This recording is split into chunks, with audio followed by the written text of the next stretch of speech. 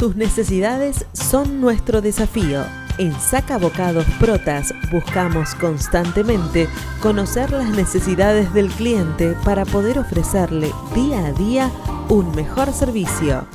Desde hace más de 50 años proveemos de manera eficiente al tan competitivo mercado gráfico latinoamericano. Contáctenos al 011 4488 0701, a nuestro mail info@sacabocados.com o visite nuestra página web www.sacabocados.com.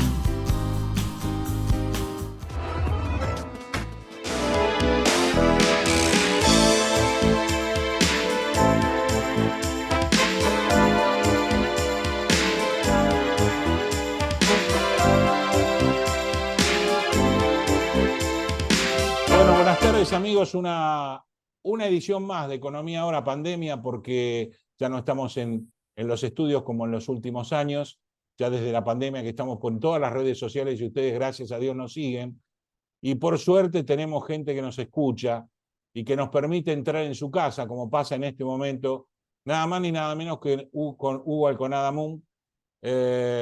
Gracias Hugo por recibirnos, gracias por atendernos, por darnos este tiempo, admirado por mí, ya que soy un lector asiduo de La Nación, una investigación con las investigaciones tremendas que ha hecho Hugo, como periodista de investigación profundo. Todos sus libros se basaron en investigaciones exhaustivas de distintos casos, y a mí me sorprendió porque veo el título, La ciudad de las ranas, digo, ¿cuál será la investigación? Y no, me entero ahí que Hugo es de La Plata, que está contando la historia de La Plata, y como él dijo muchas veces, ¿no? Habla de personajes que leen, que crean novela, que me extrañó, ahora le vamos a preguntar por qué.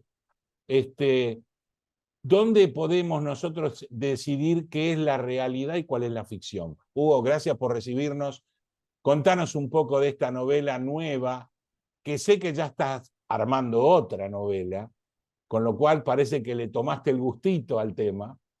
¿Y cómo pasás de una investigación que te requiere mucho esfuerzo, mucha lectura, mucha información, mucho cuidado en escribirla por las consecuencias que tiene cuando se edita, a una novela histórica?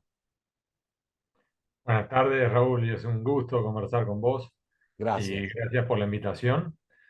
Y lo que hay es un juego de pinzas. Sí, Por un lado es el otro yo del doctor Merengue, claro. entonces es un Bueno, vos sos hobby, mucho un más joven que disfrute, yo. Hay gente que por ahí no sabía quién era el otro yo, el doctor Merengue. Pero sí, está pero en bien. definitiva es un gusto, un hobby, un disfrute, un cable a tierra, un proceso de desintoxicación.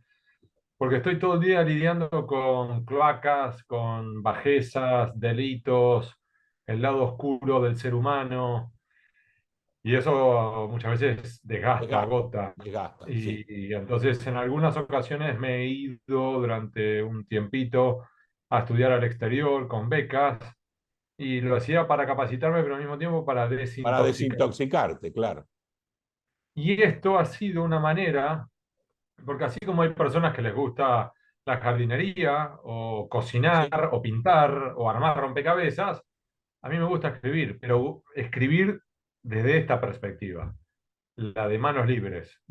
Esto por un lado. Y por otro lado, también se dio que tampoco me aparté tanto del camino de mi trabajo profesional, porque al mismo tiempo, Raúl, para este trabajo, me esforcé durante años buscando en archivos, aplicando las técnicas de investigación periodística.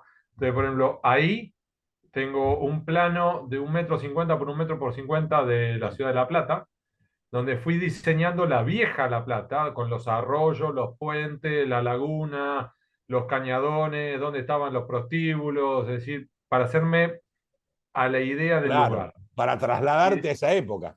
Claro, y de este lado tengo aquí más de 200 libros y papers académicos que leí durante los últimos años para lo mismo. Y al mismo tiempo también lo que hice fue el subsumir toda la información, incluyendo además entrevistas, en un documento madre, que es el mismo tipo de documento madre que hago en investigaciones complejas, donde tenés por ahí periodos de, suponte, 5 años, 10 años, 15 años, en los cuales voy volcando todo el material que voy encontrando sobre esas fechas, Claro. de un modo de tener una suerte de orden cronológico de lo que pasa.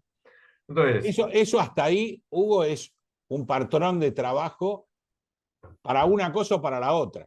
sí, exacto, Pero ok, claro, acá es distinto porque acá vos estás tomando historia, pero cuando investigás también estás tratando historia, con exacto. distintos motivos, distintos cuentos, distintos relatos y vos vas armándolo. Hasta ahí, ok, Y si querés, también misma metodología para hacer entrevistas, sí, entrevistas en profundidad, claro, y búsqueda de documentos, porque por supuesto que en la actualidad hay que lidiar con ciertos desafíos cuando uno investiga narcotráfico o claro, si no algunos actos de corrupción. Pero también hay algunos desafíos interesantísimos cuando uno bucea en los archivos, porque también lo que uno ve es lo que otro quiso que quedara o dejó. Pero después hay mucho material que quedó editado y lo que quedó es la versión interesada de la historia. Te doy un claro, ejemplo. Cuando murió Julio Argentino Roca, sus 3 hijas pasaron 2 años purgando el archivo de su padre para mantener limpia la memoria del expresidente en lo patrimonial, en lo político y en cuestiones de pollera. Con lo cual, por ejemplo, reconstruir lo que pasó con Roca conllevaba un desafío, porque claro, aún muerto, Roca se esforzaba por dejar tapadas ciertas incomodidades. sí, claro. Bueno, y ahí enganchamos. Vos estás contando un poco en el libro la relación de Dardo Rocha con Julio Argentino Roca, la idea de Dardo Rocha de generar una ciudad como La Plata como futura capital del país y la lucha de Julio Argentino Roca para que no llegue en función de que imaginaba eso. Ahora, ¿cuándo empezás? Que es mi duda, como vos decís, todos tenemos cable a tierra, este es el mío, por ejemplo. ¿Cuándo empezás? Claro, ¿cuándo empezás vos a meter tu ficción? Eso es muy interesante. Este libro me tomó 5 años. La ciudad de las ranas incluso comienza hace muchos años cuando yo trabajaba en el diario El Día de La Plata. Sí, Así que estamos hablando de año 99, 2001, 2002. Allí donde empiezo a leer, a hurgar, a entrevistar. Y luego los últimos 5 años, esfuerzo continuo. Ya en pandemia, establecidos múltiples contactos, tenía los mails de empleados y funcionarios de distintos archivos, ya me lancé de lleno, ¿sí? Y al mismo tiempo había una dificultad enorme, Raúl, que era, esto es como armar un rompecabezas, y hay un momento en el cual no importa el esfuerzo que le dediques, hay piezas que no van a aparecer. claro, claro. Y entonces, como periodista, Ahí empezás a imaginar. porque como periodista hay una frase que es, if you don't know, don't go. Si no sabes, No no te sé. metas. Sí, Entonces, si vos tenés un rompecabezas, estás armándolo, y por ejemplo surge que es de un animal, que al parecer es un mamífero porque tiene pelo, no tiene escama, no tiene pluma, y que además es blanco y negro. Y vos decís, mira, puede ser un dálmata, puede ser una cebra, puede ser una claro, vaca. claro. Pero hay un momento en el cual vos te das cuenta que es una vaca, y que es una vaca que además tiene ubres. Pero al mismo tiempo vos tenés piezas de rompecabezas, pero te falta una pata. Entonces vos decís que es una vaca, que está la ubre, pero no digas que es cuadrúpeda. A ver si es Sí, la única vaca de la República Argentina que tiene 3 patas. que no lo fuera, claro. Entonces, tenés que consignar lo que vos tenías. Ahora, lo que hice en este caso fue dar el siguiente paso, que fue, ¿qué pudo haber pasado? ¿Cuál es la pieza que yo creo que debería ir encastrada en ese lugar? Y ya después, Raúl, fue, ¿qué me hubiera gustado que pasara? Claro, claro, Y ya ahí fue el piletazo donde empecé a jugar claro. armando rompecabezas de otro modo. Y ahí yo dije, ¿sabes a qué? Obviamente que no me estoy comparando, pero 2 puntos de referencia que tuve fueron el Félix Luna Sí, Félix Luna, El Soy sí, Roca, sí, soy Roca. y dos libros del enorme Tomás Eloy Martínez, que son Santa La Evita, novela de Perón y Santa Vita, claro. que como recordará Raúl, Sí, varias veces, varias personas tropezaron afirmando como real lo que era algunos de los novelesco. Sí, que claro. Tomás Eloy tenía que salir y decir, momentito, eso es mío. Claro, claro, es una novela. Bueno, por eso es lo interesante del escritor, de decir, claro, tenés las dos opciones. Uno, lo que vos creés que pasó porque no tenés la pieza, y otra es lo que vos deseabas que pase. De ahí yo, esto que vos decís, Hugo, me recuerda lo que pasa con las bibliografías con respecto a historia, por ejemplo, bueno, sacando las dos bárbaros que estuviste hablando, yéndonos un poco más atrás con respecto a Rosas. Vos tenés una bibliografía de Rosas a favor de Rosas y una bibliografía de Rosas en contra de Rosas. Rosas era uno, no había dos. Indudablemente todas esas bibliografías tienen que haber tenido o fanatismo de un lado o del otro, o interpretaciones de un lado o del otro, que hace que, de acuerdo a quién leas, vos pienses quién es la persona. Exacto. ¿Vos qué conclusiones sacás? Porque ahora estamos hablando de novela, con respecto a esa relación, primero de Julio Argentino Roca con Dardo Rocha. Yo justamente soy Dardo, que es un nombre rarísimo que me lo hizo famoso casado con hijos, si no, no lo quería nadie. Eh, te diría, por un lado, cuanto más leí sobre la generación del 80, Sí, más me atraía. Cuanto más leí sobre Julio Argentino Roca, más lo respeté. No me gusta todo lo que leo sobre él, no me gusta todo lo que hizo, pero al mismo tiempo le reconozco que tenía un mate distinto, una inteligencia superlativa, una astucia fenomenal, una visión estratégica como pocos. Y entonces podés estar de acuerdo o no, pero que tenía claro qué quería y cómo llevar el camino. A ver, no por nada le decían el zorro y no por nada a los 37 llegó a la presidencia y luego volvió a ser presidente. Te reitero, no todo lo que vi sobre él me gustó. Pero al no, no, mismo pero a tiempo, veces también está lo que gusta o no gusta, pero era lo que era necesario, que y es al otra de mismo las tiempo cosas que vos decís decís, vos, ¿no? ¿y qué me parecieron? Me parecieron que los dos fueron fruto de su época, Sí, que los dos fueron hacedores de su época al mismo tiempo, y que uno de los atractivos para mí más interesantes de todos estos años fue empezar a vislumbrar un poquito mejor cómo era realmente esa generación que ni siquiera se veía a sí misma como la generación del 80, que es un concepto que idea Ezequiel Gallo. Y un grupo de hombres y mujeres, pues también las había, en las cuales Rocha y Roca fueron claves y que muestran las luces y las sombras de aquella época. Entonces, ambos protagonizaron pujas de poder fenomenales. sí, Esto que vos hablabas, ¿no? Los dos llegan al poder juntos. Uno a presidente, el otro a gobernador. E inmediatamente empieza a crujir esa relación. Y cruje por esto que vos mencionaste antes.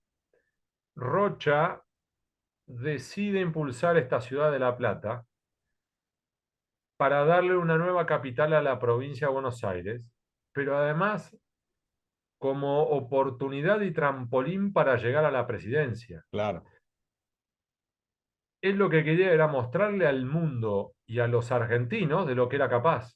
Es decir, yo soy un hacedor. Y al mismo tiempo, Rocha era porteño. Entonces, aunque había apoyado la federalización de la ciudad de Buenos Aires, él era porteño. Él había sido discípulo de Carlos Tejedor.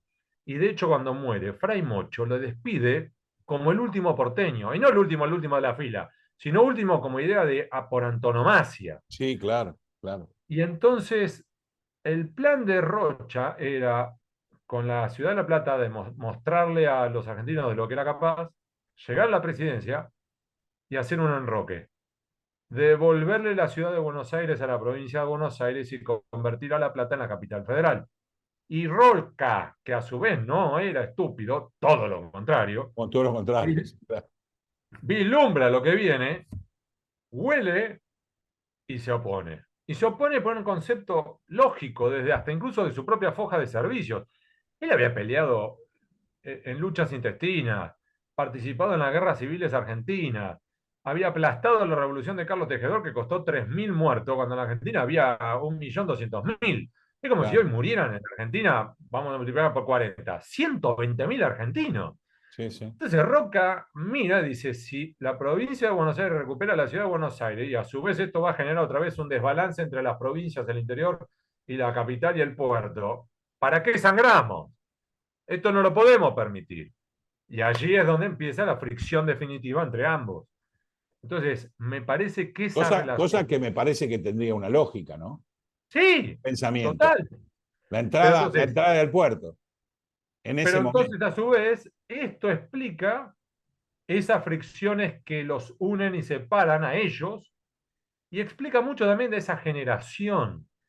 Y a su vez, este libro, si querés, el contar la fundación de la ciudad de La Plata, fue una excusa para contar una generación, la generación del 80, con sus luces y sus sombras, Sí. y para contar un periodo de nuestro país que fue clave y cuyos frutos y consecuencias todavía nos rigen. Uno de tus comentarios es que la creación de la ciudad de La Plata, y sobre todo que lo hagas vos, hubo una importante corrupción. Que lo digas vos me preocupa mucho más, porque sos un especialista en temas de investigación de corrupción. Y ¿A lo qué te digo sin... referís concretamente en ese momento? Me refiero a, por ejemplo, la compra de periodistas con fondos públicos, el desvío de fondos públicos a bolsillos privados, el desvío de fondos de los bancos provincia y nacional para el financiamiento de campañas electorales. Ah, eso lo leí, sí. Entonces, en definitiva, estamos hablando de una corrupción galopante en la cual hasta Sarmiento, en el Congreso de la Nación, aludía a uno de los hermanos de Julio Argentino Roca, a Taliba, de una manera totalmente despectiva y hasta ridiculizándolo al punto de utilizar su nombre como verbo sinónimo de robo. Y decir, por ejemplo, ayer iba caminando por la calle y me atalibaron la billetera. Y en el diario de Claro. sesiones consta risas en el recinto. Todo el mundo sabía de lo que estaba hablando. A ver, Ataliba Roca era el proveedor del ejército cuando su hermano era el jefe de la campaña del desierto. A ver, ¿de qué estamos hablando? Roca, liderando la campaña, decía, tenemos que comprar más pertrechos. Se daba vuelta y se lo compraba el hermano. O sea, eso hoy no es válido. Desde eso hasta lo que se te ocurra de, por ejemplo, el cómo se desviaron fondos del Banco Nacional y Banco Provincia, a tal punto que si uno hace un cruce entre los que eran presidente, ministro, ministro de la Corte, diputados, senadores, gobernadores, es una alcoyana, coinciden todo el tiempo, y no solamente coinciden, porque vos decís, mira, tienen derecho a pedir un crédito, sí, lo que tenés a su vez es un elevadísimo, desproporcionado porcentaje De de esos incobrabilidad, tomadores de crédito claro. que nunca los devolvieron. De Eh, incobrabilidad, claro. a tal punto que, por ejemplo, constan los registros de cómo el pobre tipo que estaba encargado de ejecutarle los créditos a Lucio B. Mancilla no lograba ejecutárselos, por ejemplo. O tenés un informe hecho por lo que hoy lo podríamos denominar, Raúl, como los auditores forenses. Es Sí. decir, Pellegrini, crisis del 90, muy fastidiado, se da vuelta y le dice a un grupo, me auditan lo que quedó del Banco Nacional que reventó. Esos auditores auditan, revisan las cuentas, revisan la memoria, balances, todo, y le presentan un informe en el cual le llegan a decir, hemos llegado a la conclusión que los bancos en este país no se roban a punta de pistola, sino a sola firma. Sí, Claro, Raúl, ¿querés un crédito? claro, Toma. claro. Si después no lo devolvés, no lo devolvés. Y cierro con este comentario. Te doy un solo ejemplo.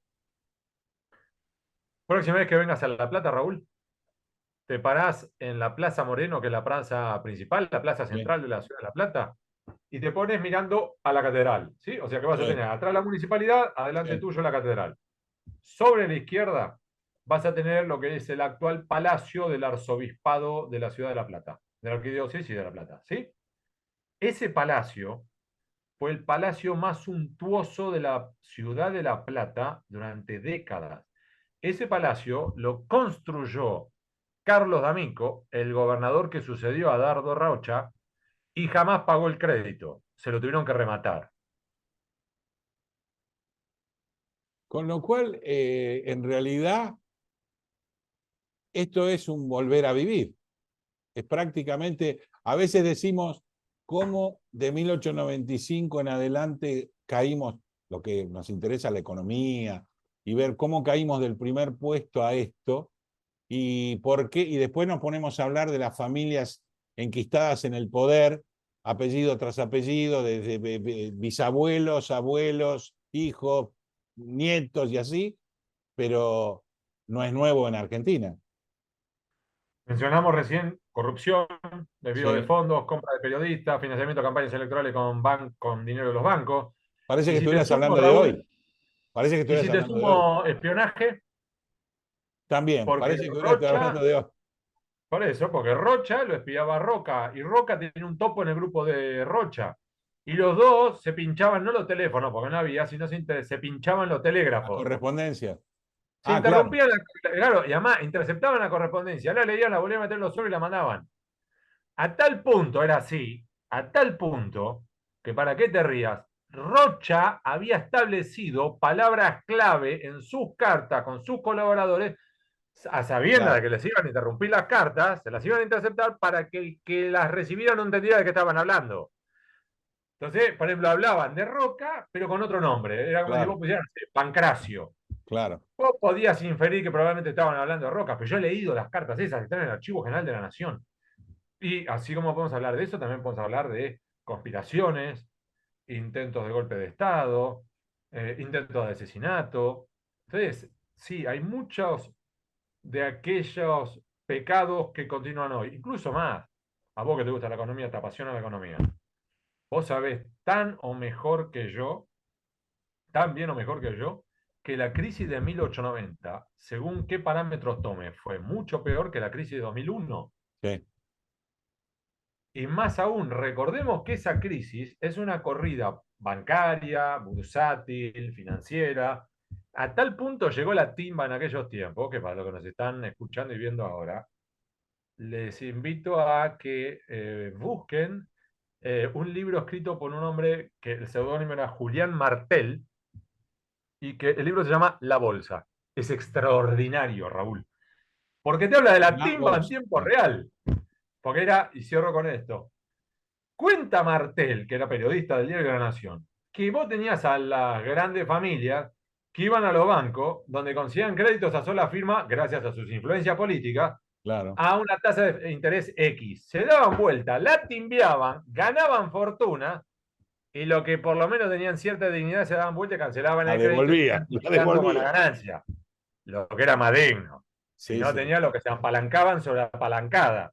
Y claro, cuando reventó la bolsa, reventó todo. Contanos, fuera del libro que ya realmente es maravilloso poder leerlo, contanos además cuál es tu próxima novela. Ah, O si se puede saber por dónde vas. voy por el mismo periodo histórico aprox, eh, con una historia muy particular que así como La Plata también sirvió con una suerte como de bisagra, Sí. punto de referencia, esta historia que estoy reconstruyendo es algo para el estilo, pero en otro campo. No quiero contar más por una No, no, está cuestión. bien, está bien, está bien. No, no, no, pero te digo, no, no por una cuestión de que me haga el veleidoso o que. No, no, es simplemente que prefiero no contar más porque por ahí me toma 3 años más. Entonces no quiero quedar como un vendehumo, ¿viste? Esto es un hobby. Y como es un hobby, No, que me tome yo, lo que me tenga que tomar, Raúl, claro, ¿viste? de cualquier manera, los premios que vos tenés internacionales, más todo lo que has escrito, sabemos que vende humo nada, cero. Lo que te leemos seguido, si somos lectores ávidos, tanto diario, yo en especial de La Nación lo leo muchísimo, desde joven, no me tiño las canas, o sea, los años pasaron, y realmente me parecen excelentes, así que vende humo nada. Me extrañó este cambio tuyo, obviamente, pero no malsanamente, sino digo, ¿por qué? Y realmente la explicación es totalmente válida.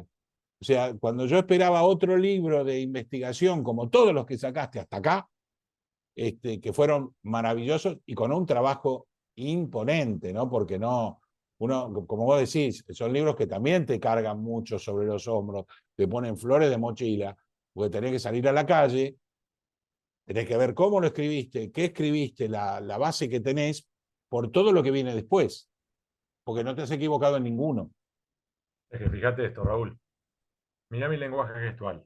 Desde que arrancó esta conversación, yo sonrío.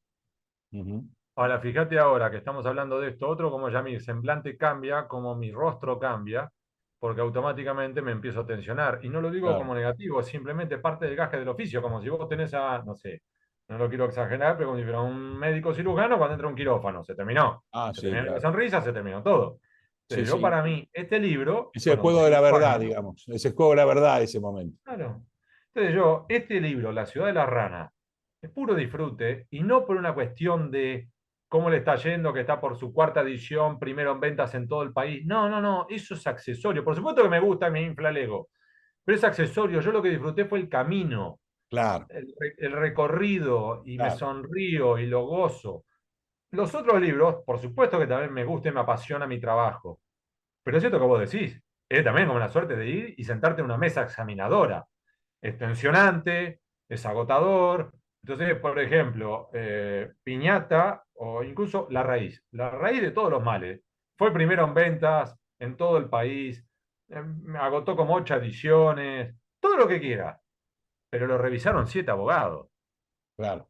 Y yo cada vez que iba a radio o a televisión tenía que ir con la guardia en alto porque incluso ni siquiera un comentario mío, un comentario de quien me está entrevistando que pueda ser malinterpretado, Claro, termino yo desfilando por tribunales. claro. Entonces, fíjate, mirá ahora cómo ya cambio mi rostro.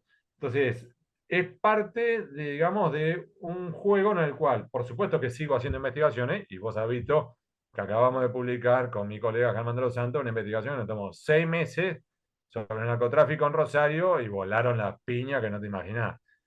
Ahora, No, es que para, tema candente como ese, pocos. Y vos, entonces, en a realidad, su siempre vez, estás en la primera fila de los temas candentes. Y entonces, a obviamente su que te vez, tiene para que poder hacer estresar. eso, es que para poder hacer, Raúl, para poder hacer eso, tengo que, o quiero hacer, por un lado, salgo a correr, y eso me limpia la cabeza, y por otro lado, este tipo de textos que son un cable a tierra. Claro, claro. Eh, Sigamos con el cable a tierra. O sea, cada uno de nosotros necesitamos un cable a tierra porque es lo que nos hace vivir, ¿no? O sea, en mi caso fue una volcada a un periodismo, pero que no pasó nada, o sea, que realmente me permite estar con ustedes y charlar como si estuviéramos en una mesa de café. Y ese es mi cable a tierra de una profesión complicadísima como la nuestra, ¿no? Y en ese sentido, Raúl, este cable de tierra para vos, en plena pandemia, ¿no fue una forma de también de ocupar tu cabeza, Sí, de mantenerte sí, a flote, sí, sí. de mantenerte sano? Que es un poco lo que vos comentaste que te pasó a vos.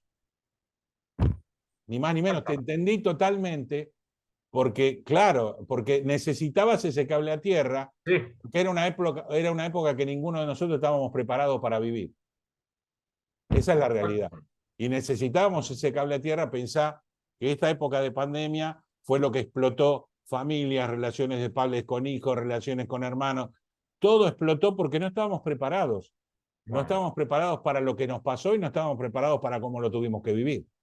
Entonces, para mí, y esto mucho de lo que nos están viendo ahora, esta fue una forma de mantenerme sano y Sí, no en una suerte de escapismo, sino por el contrario, de enriquecimiento personal. ni más ni menos. Entonces, así como hay personas que en plan pandemia, por ejemplo, empezaron a, por ejemplo, tocar un instrumento musical o a pintar, Sí, buscaron opciones que les permitiera mantenerse a flote mentalmente, para mí esto fue eso. Yo además lo disfruto como un nene. Para que te des una idea, Raúl, yo terminé hablando con muchos masones y logré que la logia de los libres y Sí, aceptados sí, masones sí. me entreabriera las puertas de su archivo y me ayudara a entender mucho, que a su vez a mí me permitía a su vez entender cómo se construyó esta Claro, ciudad. claro. Sí, para mí, hasta si querés, atractivo por el lado del misterio que rodea a los masones, que después le podés bajar todo ese misterio, todo lo que quieras. Pero para mí fue hasta atractivo por primera vez que, a ver, abrime las puertas, déjame ver qué hay ahí. ¿De qué se trata? ¿De qué se trata muchas veces? Porque como no está en lo nuestro, vos estás investigando algo que es totalmente distinto y que es Yo me histórico. divierto como un nene. Claro, claro. Hugo, te agradezco enormemente la charla. Eh, para mí es un honor haber podido charlar con vos. Eh, y bueno, vamos a seguir, te vamos a seguir. Por supuesto, voy a seguir con la Ciudad de las Ranas, que me pareció bárbaro. Voy a seguirte en las investigaciones que me parecen bárbaras. Y por supuesto, voy a estar ahí en primera fila en el momento que, sea cuando sea, nos des una nueva novela. Así que de parte de nuestra gente de Economía Ahora, te agradecemos muchísimo el tiempo que nos has brindado y para mí es un honor que me hayas atendido en tu casa. Para mí ha sido un pleno disfrute, te agradezco porque esta ha sido también una forma de pimponear, como dijiste, una gratísima charla de café en la cual los dos estuvimos cruzando figuritas. Así que Ni más muchísimas ni gracias. menos. Esa es la idea para el entrevistador que soy yo y el entrevistado que sos vos, para que uno este recuerdo quede, que qué linda charla que tuvimos. Así es. Muchísimas gracias, Hugo, mucho éxito y nos vemos próximamente. Así Adelante con las será. investigaciones y adelante con la novela. Chau, chau. Gracias. Chau, chau. Bueno, a todos ustedes, mis queridos amigos, los tienen acá al lado. Hugo Alconada Moon, para mí es un lujo haber podido hablar con él, después de todo lo que lo admiro por todo lo que ha hecho. Y ahora, a partir de ahora, empiezo a admirar un escritor de novelas más. Ustedes hagan lo que quieran, pero La Ciudad de las Ranas seguramente lo tienen que leer, porque si no lo leen ahora se lo van a perder. Y en función de eso, no van a tener tiempo de leer la próxima novela. Chao. Buenas tardes, hasta todo. Buenas tardes, Hugo, y gracias por todo lo que nos brindaste. Chau, chau.